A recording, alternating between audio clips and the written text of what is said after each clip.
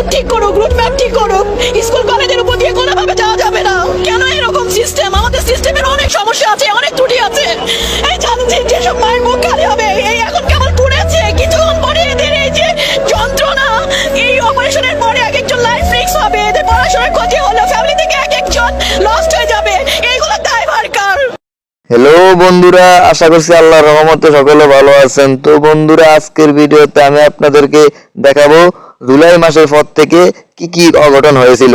অর্থাৎ জুলাই মাসের পর থেকে মনে হয় বাংলাদেশের উপর কালো ছায়া পড়েছে একের পর এক দুর্ঘটনা। কিছুদিন আগে বিমান দুর্ঘটনায় নিহত হয়েছে অনেক অনেক শিশু। আমার সন্তান খুঁত হয়ে থাকুক, তবু তুমি আমার কাছে জীবিত ফিরেই দাও। আমি আবার আমার পাখিরে সম্পদ পাইছি বলিও হোমরা করাতে নিয়ে যাব, আবারও আমার পাখিকে আমি হোস করাতে নিয়ে যাব। তো বন্ধুরা, আমার মনে হয় বিমানের যে রাস্তাটা রয়েছে ওটা স্কুলের উপর দিয়া না নেওয়াই ভালো। অর্থাৎ যেখান দিয়ে স্কুল গেছে ওই জায়গা দিয়া বিমান যাওয়া নিষিদ্ধ করাই দেওয়া উচিত আমার মতে।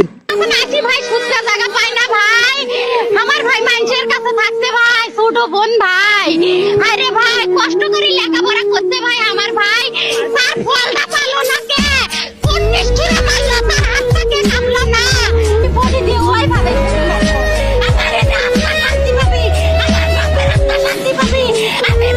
একটু আগে আপনারা দুঃখ ভরা মন নিয়ে যার কথাগুলো শুনলেন, সে আর কেউ নয়, সে হচ্ছে আমাদের প্রিয় ভাই আবু সাইদের বোন। তিনি বলেন, আমার ভাই অনেক কষ্ট করে পড়াশোনা করেছে।